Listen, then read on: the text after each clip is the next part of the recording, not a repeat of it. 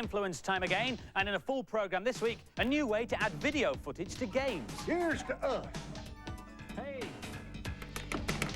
And our main review this week is the long-awaited Street Fighter 2 Turbo on the SNES. And I'll be finding out how to turn a blockbusting movie into a chart-topping video game. Hey, come on. Jingle bells, jingle all the way. Oh, what fun it is. Please, don't applaud. Just throw money. This is a great value way of turning your Mega CD into a fully functioning karaoke system at a fraction of the cost of the professional kits you can buy in the shops. It's going to be launched in the UK next week. It comes with all the jiggery-pokery you need to set it up, including a CD of your favourite Christmas songs. But 52 other discs are available, so you could sing along at Elvis, or an REM, or Michael Jackson, or Prince. But I'm going to stick with my Christmas disc, and ladies and gentlemen, the Bad Influence Rabble Choir and I will now do our famed performance of the 12 Days of Christmas. I thank you. On the first day of Christmas, my true love gave to me a partridge in a pear tree. Oi! Who was that masked woman? It was me. Almost as bad as Andy's singing is this CD, which is also karaoke. But, lovey darlings, instead of singing, you get to act in a Shakespeare play. Now, all your actors will know that it's supposed to be bad luck to say the name of the Scottish play, so I won't say it, but I have a feeling that someone said it while they were writing the software. Basically, you get a little bit of background information on the play, but the main idea is to choose a character, and then when it's your character's turn to speak, the computer will cut off your character's sound, so you get a chance to perform it. I've chosen to be the second witch in the opening scene. When shall we three meet again? In thunder, lightning, or in rain? Ha-ha, when the hurly-burly's done, when the battle's lost and won. Hang on a minute, I've finished my lines, and look, that's not how it's spelled in my version of Shakespeare. To add insult to injury, the actors sound like they've been to the Namrood School of Acting. All in all, a complete waste of time and money. There to meet Exits, with Macbeth. unimpressed. I come, Grey Mountain. Hello there, Footless. Guess where I am? Hey, ho! Cats are really interesting creatures. They dangle around in their sheds and find out where things are by making high-pitched beeping noises and listening to the echoes. Beep, beep, beep, beep. Ah, yes, here's a shed. Beep, beep, beep, beep. Oh, there's a desk, yes, and beep, beep, beep, beep. Oh, a SNES, and on it, beep, beep, beep, beep, beep. Catman returns. The other interesting thing about cats is they've got 9 lives, and this is a cheat to give you 9 lives on Catman. On the options screen, type in up, up, down, down, left, right, B, A.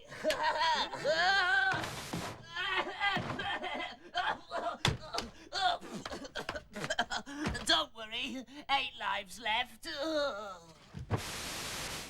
8 lives too many, if you ask me.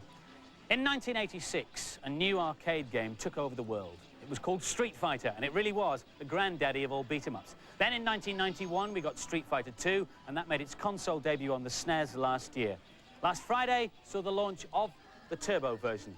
It plays like the Champion Edition arcade game. You control all 4 bosses and can play the 12 World Warriors at turbo speed. Here's Alex. I've been looking forward to this one for quite a while, and I'm hoping it's been worth the wait. This is me playing Chung-Li. She's still got all her old moves. What I'm going to try and do is attempt a new fireball, which is quite tricky because you've got to do 180 degrees on the pad. There, I've done it, and you can blast over Guile. This is me and Katie in the 2-player mode. We've both chosen to play bosses. That's a big difference from the original edition. Also, we didn't have to put in a cheat code to play the same character. Also, the major difference is that you can have 4 stars of turbo power, which means you can pull off your moves quicker. This is M. Bison against Ryu. In the first game, they were a lot stronger than all the other characters, so in this one, they haven't been given an extra special move, so it sort of evens out the gameplay. If this was the first Street Fighter game, then it would definitely be a 5, but unfortunately, it's not much different from the original one, so I only gave it 4. I like the way that the music changed with each background, but the special moves were really hard to do. It's pretty good generally, but the special moves are baffling, and the voice could be better. And so the final scores for Street Fighter 2 Turbo, the girls gave it an excellent 4 out of 5, and the boys thought it was a top game too. 4 out of 5 from them.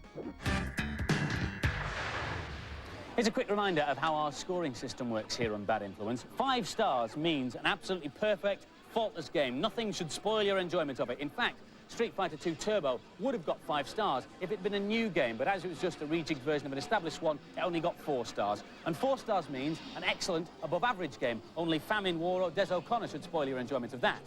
3 stars, an average game. Pretty good, but there are probably plenty others on the market just as playable. 2 stars, dull. Dull, dull. Do not play this game unless you are the kind of sad person who plays games that are dull, dull, dull. And 1 star, well, you could probably use the box to keep newts in, but I should think they'd escape. And remember, the people who review games on Bad Influence are people who buy games, unlike the magazines.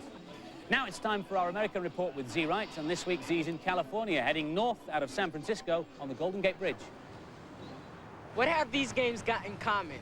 Super Star Wars, James Bond, the Duel, Lawnmower Man, The Little Mermaid, and Jurassic Park. That's right, they're all based on movies. And just north of San Francisco is where the games industry and movie industry collide head-on. This is San Rafael, home to LucasArts, the only games company in the world run by a movie producer. First, George Lucas created the Star Wars film trilogy, and then the game blockbusters. Super Star Wars was last year's big Super NES success, and then came X-Wing, the brilliant space battle simulation. And now the long-awaited Super Empire Strikes Back.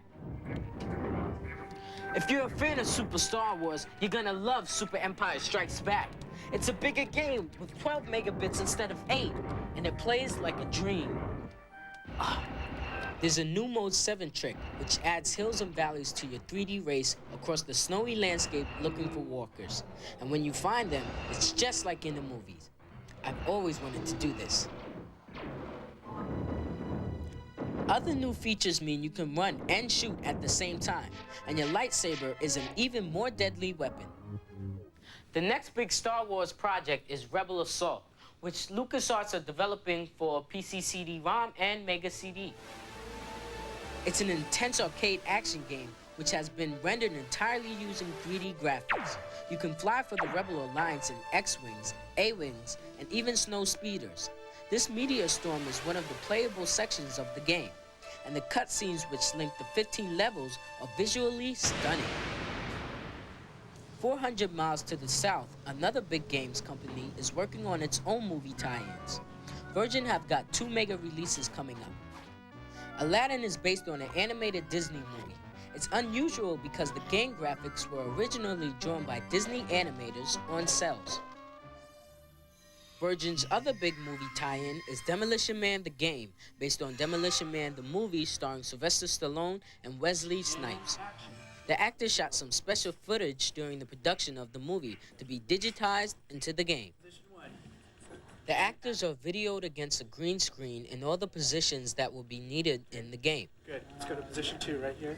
What we're seeing here is some examples of shots that we took from Wesley Snipes. And here is actually Mark D'Alessandro, who is Sylvester Stallone's body double, getting blown away quite nicely there. Where the green material is now, we can replace that with a computer-generated background. We remove him out of the green mat like this, and then we can place him anywhere we want him. And this is done frame by frame.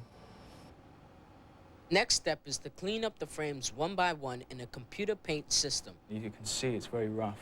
I have to go in, magnify, and I clean up the image, making sure there's no pixels that really stick out and make the image look of poor quality. Once I've done that, I will fill in the background to black. As you can see, the black makes the green pixels stand out, so I have to get rid of all of these. The artist checks the image against both a white background and a black background. When he's happy with both, he can run the finished animations. Effects like gunfire and blood are added later. Meanwhile, back at LucasArts, 2 new characters are coming to life in their own graphic adventure. Sam and Max Hit the Road was inspired by a comic book, not a film, but programmers are using full-scale movie production values in the development of the game. Starting with movie-style storyboards, the artists produce color pictures which are scanned into the system and then animated. Even the extras have their part to play.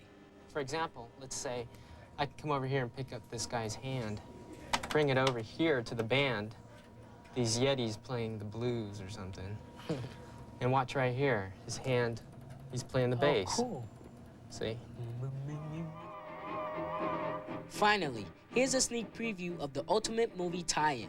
These are early development pictures of The Dig, a game based on an idea by movie director Steven Spielberg. It's an adventure set up in deep space, which will eventually include some pioneering new graphics techniques and an amazing array of colors. But don't hold your breath waiting for the release of The Dig on the big screen. It proved too expensive for a film budget, so Spielberg just ditched the movie and went right along with the game version of the film that never was. It's showing next year on a computer screen near you. Thank you, Zed. And now, by popular request, some more movie impressions. Waka, waka, waka, waka. Got it yet, Furtless? It was The Fugitive. And now there's no need to see it because those were the best bits. This is a cheat for Shadow of the Beast 2 on the Amiga. When you start the game, go right till you see the first pygmy and you'll start to lose your life. But if you type in 10 pints, TENPINTS, you'll be invincible, like me. Come out with your hands up. The shed is surrounded by armed police. Just relax, Furtless. I'll handle this. Is it about those library books that are overdue? I hope they catch him. Now for this week's news and previews. Just arrived is Sim Farm, the latest addition to the Sim family. You can now find out what life is like to be a farmer. You take control of milking the cows, driving in the tractor, and even cleaning out the pigs. The only thing is you have to get up at 4 o'clock in the morning to play it. And Sonic fanatics will be pleased to know that 2 new books are out this month, featuring the adventures of their favourite hedgehog against the evil Dr. Robotnik. 2 more books should be in the shops before Christmas. Plock is one of the hottest SNES games for Christmas.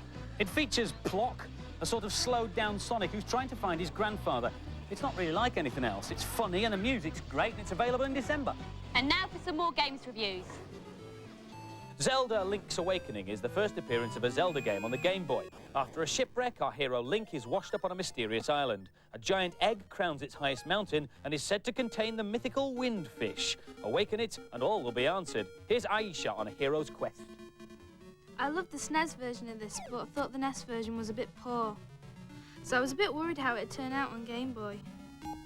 I'm on the first level at the moment. I'm looking for the Nightmare's key so I can get into the boss's room and find the first instrument. You need 8 instruments in this game to wake the Windfish and he'll tell you what's happened.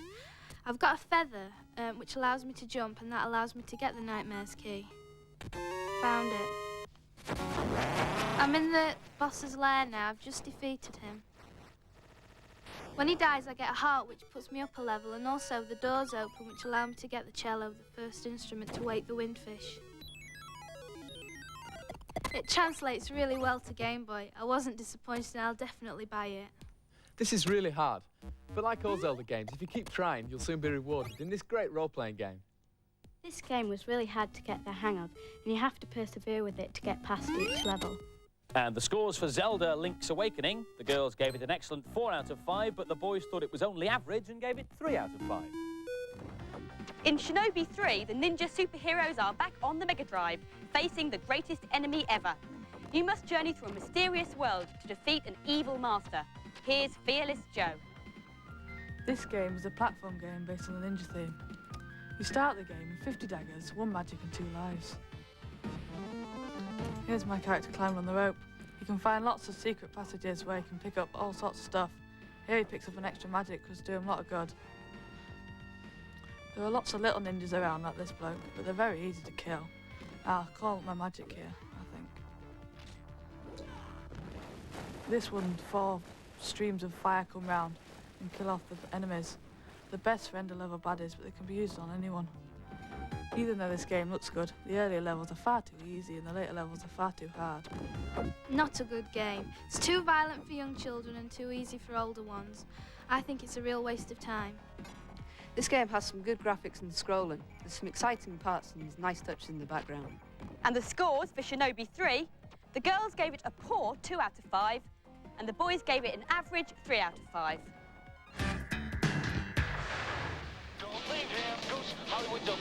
Oh, what a brilliant film. If you've seen it, I'm sure you agree. Top Gun is one of the first films to be available on CD. Now, in theory, I should be able to take that CD movie and play it on any CD hardware system because of a magic word, MPEG.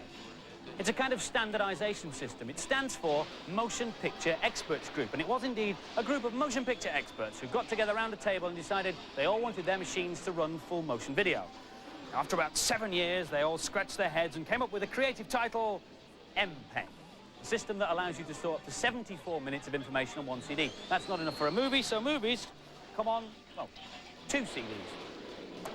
So that's the theory, but does it work in practice? Can I take my CD movie out of this system and play it on the other one? Let's find out. Put it in the CD32, and the answer is, well, no. But that's got nothing to do with the hardware and nothing to do with MPEG. It's because the movie makers are also money makers, and for various licensing rights, they only allow the Top Gun CD to be played on the CDI system, so they put some extra encoding on the disc so it won't play on anything else, which kind of defeats the object of MPEG completely, doesn't it? Before you play movies at all, most machines need a special add-on that'll let them play full motion video. The first of these to be available isn't for the CDI or even the CD32, but for the PC. So, how can you get your PC to play full motion video?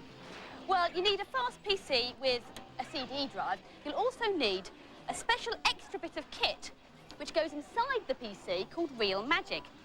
Now, this is Real Magic, and this is the bit that'll let your PC run full motion video with over 32,000 colours and, of course, CD quality sound. This is Dragon's Lair, looking every bit as good as the arcade version.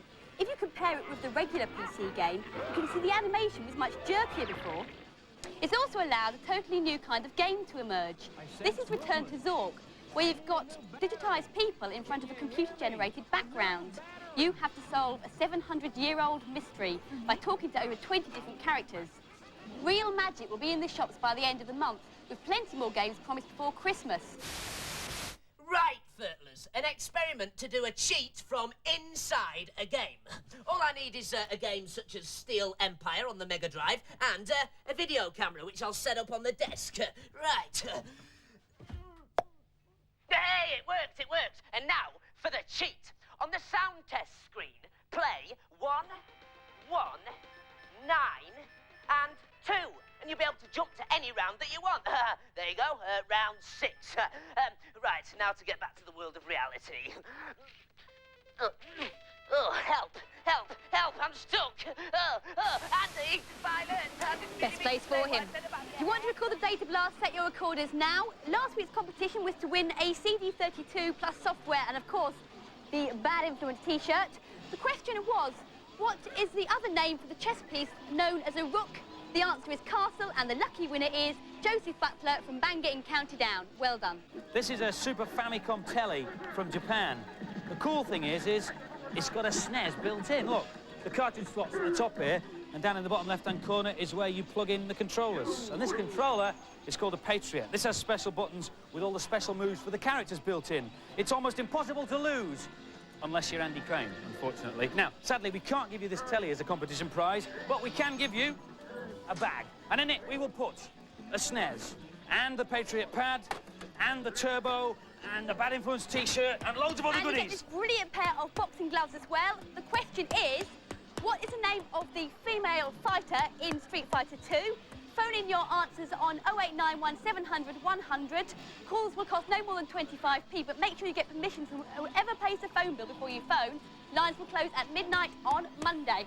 Bye-bye. No! Oh, bye. Oh, did that hurt?